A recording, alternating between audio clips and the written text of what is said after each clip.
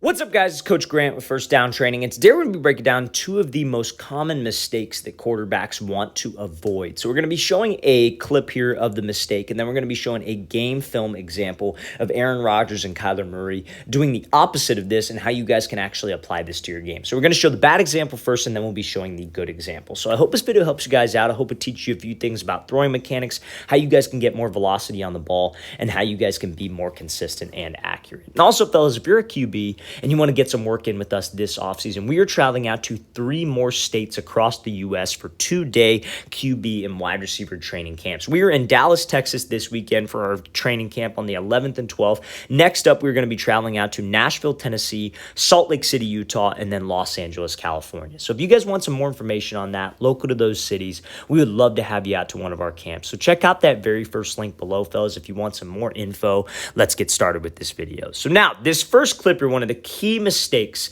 that a lot of quarterbacks will make when they go to throw this ball is that they're on their tippy toes with their back foot, and that can limit the amount of arm strength and velocity you have on the ball. So we're going to show this clip. We're going to play it full speed. Then we'll break down Aaron Rodgers getting his whole cleats in the grass. So he's throwing this speed out here, and the issue with this throw is not necessarily that it's not accurate, but the throw you see when it finishes, it kind of dies. It dies. Now, this is like a 10-yard speed out. This throw has to be on an absolute rope. And I get it. This kid's in high school. He's not an NFL quarterback, but one little tweak of where his back foot is positioned, how it's in the ground, can give him a lot more power. So let's break this thing down. So anytime that you guys are on your tippy toes here, it is very, very tough to absorb force with your back leg. Because what do we talk a lot? If you're familiar with this channel, we talk a lot about weight transfer, right? You want to have this weight on your back leg. I say about 70 to 75%, and you want to shift that weight to the front foot and transfer your weight. That's what will get your hips to rotate through. That's how you can produce something called ground force, which will give you more juice on the ball. But when you're on your tippy toes, what ends up happening is you don't end up driving through. You end up standing up, right? Like, I always equate being in a powerful position in the pocket like you're doing a squat in the gym. When you're doing a squat and you're underneath the bar and you're squatting down, are you on your tippy toes? No, your whole feet are in the ground because that's where your powerful position is. That's where your balance is. So when you're on your tippy toes like this, what tends to happen is your back leg extends because that's where you're pushing. Your toes in the grass, and you are pushing up. So that back leg tends to extend on you. It doesn't drive and it doesn't transfer through. Now, why is that a problem? Why does that limit arm strength? So being able to get power on a throw, your throwing sequence is what's most important. You need to be able to get your front foot down, and then your hips need to rotate through, and then the shoulders and the ball chase the hip, as they say. It's how you get torque. It's how you get power. It's very similar to hitting a baseball or hitting a golf club. When you hit a baseball, do you open up with the bat first before you pivot off your back foot? No, you keep the shoulders loaded with the bat, you pivot off the back foot, and the bat trails behind. It's almost like a whip. Same thing with the golf club, and same thing throwing a football. But when you extend with that leg, what ends up happening is that your front hip locks out. You're no longer transferring around. So the problem with that is that your shoulders end up beating your hips. And this is the position that I'm talking about. When your shoulder plane is ahead of that hip right there, that back hip, and your leg is extended, your front leg tends to lock out, that is solely because of where his back foot was positioned. When you're on that toe and you go up and you extend, we lose that hip rotation. We lose that weight transfer. This is solely an upper half throw. So QBs, we have to try to avoid this. And how we can avoid this is really thinking about getting that whole back foot in the grass, because that's where your power will be. I know a lot of you were taught to be on your toes your entire life, but when it comes to throwing and when it comes to throw power, you got to get all of your cleat in the grass. So let's play this thing full speed, then we'll break down a clip from Aaron Rodgers doing the exact same thing. So now, not the exact same thing, the correct thing, getting his whole foot in the ground. So Rodgers obviously throws this dart downfield. Looks like he's not even trying because a lot of that power is from his lower half. It is from his weight transfer. It is from his hip rotation, and that's where he gets that twitch on the throw. So I want you to see when he goes to plant this throw, look at his back. He's one of those quarterbacks that's always on his toes, right? He's constantly moving his feet. He's constantly moving off platform, buying time for himself, and he's very smooth back there. He's on his toes. But when it's time to throw, he gets that whole cleat in the grass. So you see when he goes to plant a throw here, what gets down? Whole foot. He almost looks flat-footed, but that is how you get energy on that back leg, fellas. Because when you get that whole foot down, you could transfer way more weight. The way I always talk about it is like if you got a guy on the ground and let's say you're trying to stomp on his stomach really hard, you're trying to hurt him. You don't stomp on him with your tippy toe, right? Because that's not going to create any force. You stomp on him with the whole foot because that's probably going to hurt a little bit more. Same thing when you throw, fellas. We can have that whole cleat in the ground and still be in an athletic position with a knee bend, with sitting my butt down. But you see when he goes to throw how much transfer he has, how that hip rotation comes through, how that weight gets to the front foot, his front hip is opening up. And you see how it's stride, hips, and the ball is chasing the hip. The hip is coming through and the football is trailing behind. That's why he's got so much power. That's why he's got so much torque, because he's able to shift that weight. When you guys can shift that weight to the front foot, get those hips to rotate through, get the front hip to come open, that is where your power comes from. Not your arm, not how hard you follow through, not how hard you flick your wrist. It comes from that shift of weight, getting all of your cleats in the ground and getting those hips to open up. Now, again, I know a lot of you have been taught probably a different way.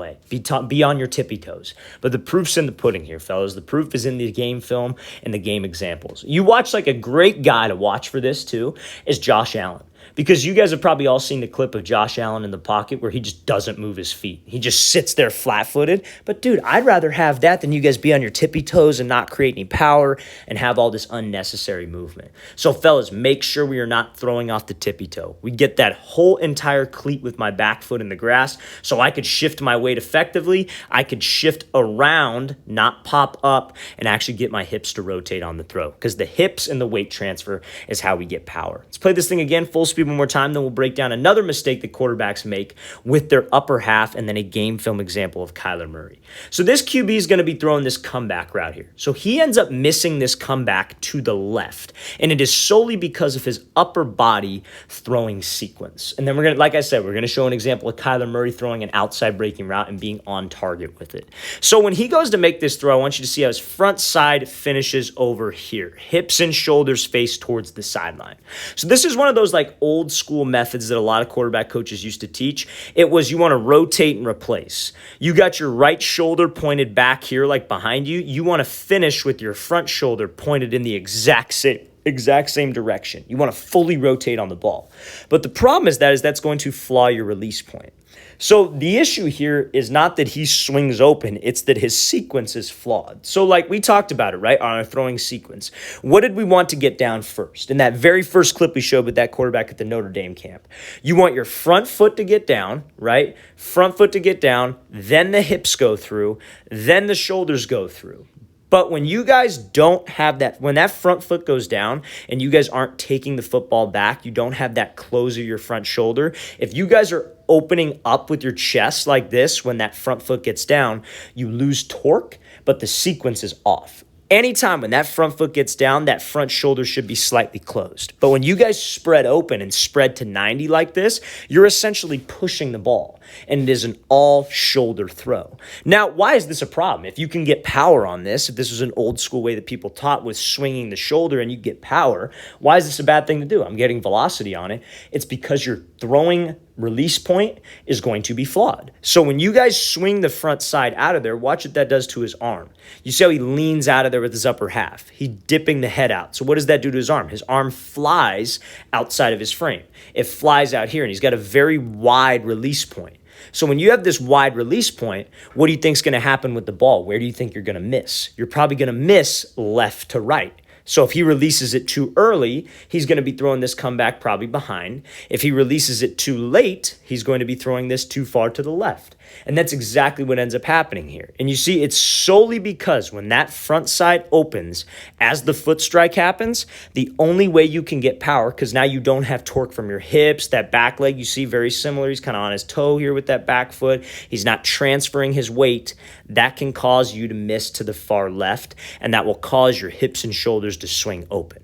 And a lot of quarterback coaches will say, oh, well, that know what we're talking about here. Oh, well, the reason why you missed to the left is because your hips and shoulders shoulders face this way. So just make sure when you follow through, you just keep your hips and your shoulders at the target.